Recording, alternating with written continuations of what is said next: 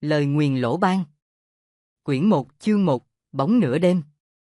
Đầu thời dân quốc, quân phiệt các cứ, cường quốc phương Tây dòm ngó, tai họa triền miên, dân chúng lầm than cơ cực, rất nhiều dân lành vì mưu sinh bức bách mà đành liều mạng, theo tà môn để trộm cướp kiếm ăn. Lại có nhiều người, do tổ tiên có các ngón bàn môn tả đạo, các thuật kỳ lạ bí truyền, hoặc các thủ đoạn cướp bóc tinh vi, nay đều nhặt nhạnh lại để dùng, khiến cho cả một thế giới đẹp để bình yên, bỗng chốc trở nên âm hiểm dị thường, nguy cơ rình rập khắp nơi.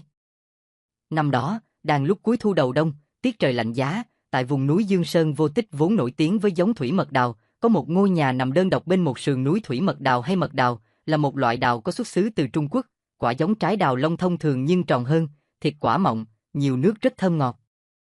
Nói ra nghe có vẻ kỳ lạ, nếu theo phong thủy học, xây nhà tựa vào núi đều là kết cục tốt lành, dù là núi ở phía trước hay phía sau, bên trái hay bên phải, chỉ kỵ nhất xây nhà bên cạnh núi có tướng khô cùng. Tướng khô cùng là tướng thế nào? Tức là trên núi không có cây cối xanh tươi, chỉ có đất đá lổn nhổn, hình thù lởm chởm kỳ quái, lại thêm vách núi dựng đứng sạt lở. Mà ngôi nhà này lại tựa lưng vào vách đá dốc đứng ở mé bắc ngọn núi ở vùng Giang Nam, rất hiếm thấy những ngôi nhà tựa lưng vào núi, quay mặt hướng bắc, vì vị trí đó không những khuất bóng mặt trời, lại phải thường xuyên hướng gió tây bắc và gió từ vách núi dội lại. Đã thế núi này cũng không có vẻ gì tươi nhuận, trên núi cây bụi mọc tạp nham, rặt là lá khô cỏ.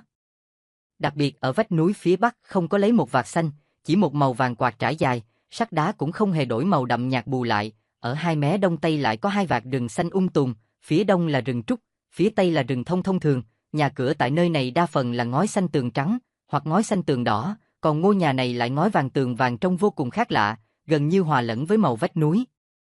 Do núi đổ bóng trùng, lại thêm hai rừng cây bao bọc xung quanh và mấy chục gốc đào che chắn phía trước, ngôi nhà gần như bị che khuất hoàn toàn. Nếu không tới gần, rất khó phát hiện ra sự tồn tại của nó. Về tối, sẽ thấy ánh đèn leo lét hắt ra suốt đêm từ các ô cửa sổ, nhưng những người trồng đào nơi đây phát hiện ra rằng, trong đêm tối, nếu đi về phía ánh đèn, có đi cách nào cũng không thể lại gần ngôi nhà, mà sẽ chỉ loanh quanh trong rừng đào hoặc ruộng vườn gần đó.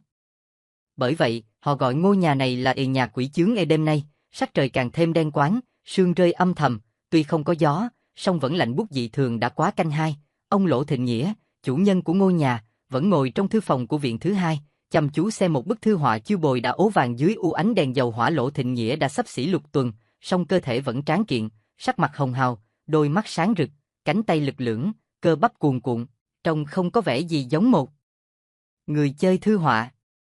Tiếng khoen cửa đột ngột vang lên, Lỗ Thịnh Nghĩa lập tức lật ngược bức tranh lại, ngẩng đầu nhìn lên, thì ra là quản gia Lỗ N đang bưng đến một chiếc ấm tử sa cổ có vẻ hoa văn mây núi. Nghĩ thôi, lão gia thứ này không thể hiểu trong ngày một ngày hai được đâu.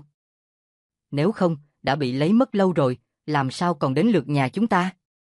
Đúng vậy, thế nhưng ta vẫn không thể dẹp sang một bên được. Lỗ Thịnh Nghĩa ngẩng đầu nhìn bức hoành phi viết 4 chữ Y Tàn Bảo Bố Thụy Y treo trong thư phòng, khẽ thở dài rồi nói tiếp, thiên cơ khôn tỏ, di mệnh khó trái, bước đường tiếp theo là họa hay phúc thật khó đoán định. Hay là ngày mai ngươi và ông Lục cùng tới xem thử, không chừng có thể tìm ra manh mối nào chẳng. Có nghĩa là cất giữ bảo vật ban rộng phúc lành. Vâng, sáng mai tôi sẽ cho mời ông Lục tới. Vậy ngươi hãy nghỉ sớm đi, 2 ngày nay mọi người cũng đã vất vả nhiều. Vết thương của Ngũ Lang ra sao rồi? Liễu Nhi chắc cũng đã ngủ rồi phải không? Thưa, đều ngủ cả rồi, ông Lục đã cho Ngũ Lang uống chút thuốc, chắc không có vấn đề gì đáng ngại. Vậy tôi đi nghỉ trước nhé. Lỗ Thịnh Nghĩa gật đầu, Lỗ N bèn lui ra, trước khi rời đi không quên đóng chặt cửa, còn kéo thử khoen cửa vài cái rồi mới yên tâm trở bước về phòng. Đêm đã về khuya, trời vẫn lặng gió, trong viện yên tĩnh dị thường, thậm chí không cả nghe thấy tiếng ngáy của Ngũ Lang và Lỗ N trong gian phòng phía trước như thường lệ. Trời lúc một thêm buốt giá, dường như có tiếng sương rơi vẳng lại, nghe tí tách mơ hồ. Lỗ Thịnh Nghĩa vẫn đang vùi đầu tìm tòi trong bức thư họa, đột nhiên, ông có cảm giác rất bất thường, tiếng sột soạt ngày càng rõ hơn, băng qua sân, từ từ tiến sát thư phòng. Ông không ngẩng đầu lên, bởi lẽ nhờ dư quang từ đôi mắt, ông đã thấy rõ một cái bóng cao lớn đang dần dần đổ dài trên chấn song hoa của cửa thư phòng. Một cảm giác lạnh buốt như lưỡi dao cắt dọc sống lưng khiến hai bên sườn bỗng chốc trở nên căng thẳng, dội lên một cảm giác tê buốt và cứng nhắc. Ông vẫn không ngẩng lên, bóng đen càng lúc càng tiến gần, càng lúc càng cao lớn hơn hẳn kích thước của một người bình thường. Ông vẫn không ngẩng lên, mí mắt cũng bất động không chớp, thậm chí cả hơi thở cũng như ngừng lại. Hai bàn tay siết chặt hơn chiếc ấm tử sa, gân xanh nổi căng trên mu bàn tay, giật lên khe khẽ. Lỗ Thịnh Nghĩa đang sợ hãi, nỗi sợ hãi này dường như ông chưa từng nếm trải trong suốt nhiều năm qua. Điều khiến ông sợ hãi không phải bóng đen quái dị đang mỗi lúc một sát gần, mỗi lúc càng to lớn kia, mà điều khiến ông sợ hãi chính là vì, tại sao ngũ phân liên sách chướng bố trí bên ngoài cổng chính lại không thể ngăn cản được bóng đen? Tại sao điên phốc đạo ở viện thứ nhất lại bị vô hiệu hóa? Tại sao con đường rồng vần đá tảng tại viện thứ hai lại để bóng đen dễ dàng lọt qua mà tiến sát đến thư phòng? Kinh ngạc hơn nữa là mấy nhân khảm ở dãy nhà trên và căn lầu phía đông tại sao lại không hề có chút phản ứng. Trong ông giờ chỉ còn lại chút hy vọng mong manh vào nút móng đạp bươm bướm ở cửa thư phòng. Có nghĩa là chướng ngại làm bằng 5 loại dây thừng nối liền, tức hệ thống chướng ngại vật được làm từ dây thừng nối liền với nhau, tạo thành các hình dạng thẳng, nghiêng, đan chéo, gấp khúc, vòng vèo, được liên kết với nhau vô cùng tinh xảo. Nếu có người bị lọt vào trong đó, sẽ bị các thiết kế này khiến cho hoa mắt chóng mặt. Một sợi dây thừng dường như biến thành 5 sợi dây thừng, không tìm được chỗ đặt chân.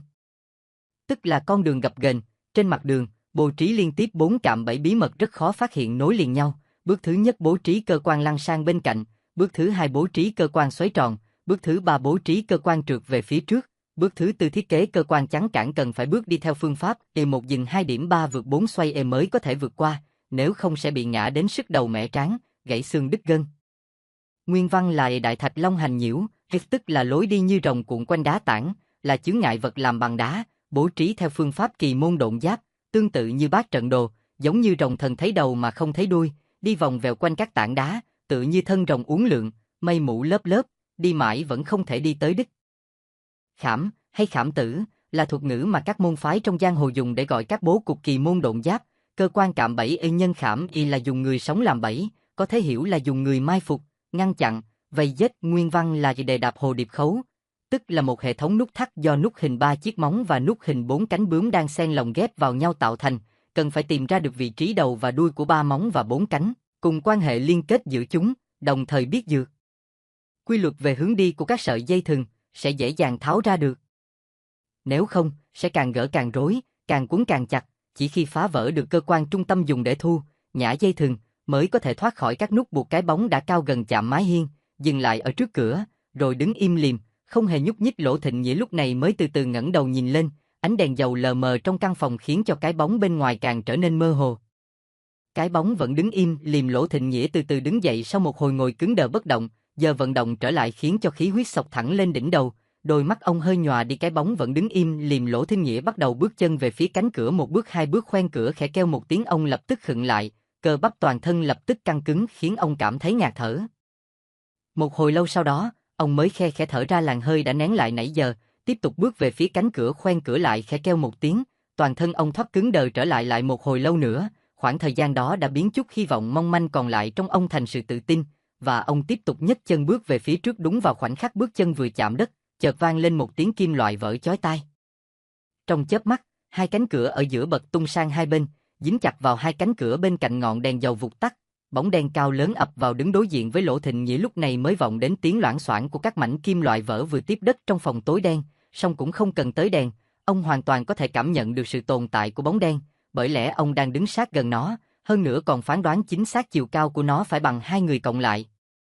Khi bóng đen còn chưa kịp bước lên bước thứ hai, Lỗ Thịnh Nghĩa cũng chưa kịp có phản ứng gì, từ trong sân đột ngột vọng đến một tiếng gầm của Lỗ N. Tiếp đó, một vệt sáng trắng hình tròn xẹt theo đường vòng cung vụt đến, chém thẳng vào bóng đen, kèm theo một tiếng rít nặng nề. Trong nháy mắt, bóng đen tách thành hai nửa, nửa phía trên bay thẳng về phía bàn, chụp lên bức thư họa, nửa phía dưới lăn đến phía cái lỗ nhỏ ở góc tường phía tây. Một tiếng nổ vang dội, cái lỗ nhỏ bỗng chốc đã trở thành một hốc lớn đến 2 thước vuông. Vệt sáng trắng quét qua chính giữa hai phần cơ thể vừa bị tách đôi, cắm phập vào đúng chữ E bảo ghi trên tấm hoành phi E tàn bảo bố thụy, thì ra là cây rìu sắt bát quái cán gỗ đào. Lỗ Thịnh Nghĩa nhanh chóng xoay người lại, lao vụt về phía bàn, chiếc ấm tử sa thuận đã bay ra khỏi tay ông, nhắm thẳng vào nửa trên của cái bóng, chính xác hơn là nhắm thẳng vào cánh tay đang thò ra chộp lấy bức tranh chữ. Nhưng do cánh tay đó đã nắm được bức tranh và đang rụt về, nên chiếc ấm tử sa đã xé rách toàn bức tranh. Cánh tay mang theo quá nửa bức tranh lập tức thu lại vào trong khối người đen kịt. Lỗ Thịnh Nghĩa cũng đã kịp tới bên bàn, ông vươn tay chụp lấy khối đen, song khối đen lại lao thẳng vào ngực ông, lợi dụng phản lực từ sức lao đến của ông để bật xéo về phía cái hốc lớn ở góc tường phía tây, chớp mắt đã không thấy đâu nữa. Lỗ Thịnh Nghĩa không đuổi theo, ông đứng chôn chân bất động như một tảng đá. Lỗ N lao vụt vào phòng, tung chân quét mạnh, đá văng hai miếng gạch vỡ trên nền nhà bay thẳng vào trong hốc. Tiếp đến, ông ta lùi lại, đổ nghiêng người xuống, một tay chống đất, Gặp khuỷu hạ người, tay kia khung lại che chắn trước mắt, nhìn qua hốc ra ngoài vừa nhìn, ông đã lập tức bật dậy, động tác linh hoạt vô cùng. Mặt đầy thất vọng, ông nhặt non nửa bức thư họa từ dưới đất lên, cẩn thận phủi bỏ những mảnh ấm vỡ và lá trà dính trên đó, rồi cung kính đưa lại cho Lỗ Thịnh Nghĩa. Lỗ Thịnh Nghĩa không cầm. Lúc này Liễu Nhi mới lao vào phòng, tiếp sau là Ngũ Lang, sau cùng là ông Lục vừa chạy vừa thở hổn hển. Mọi người chỉ nhìn Lỗ Thịnh Nghĩa, không ai nói câu nào, không khí im lặng chết chóc phủ trùm khắp căn phòng.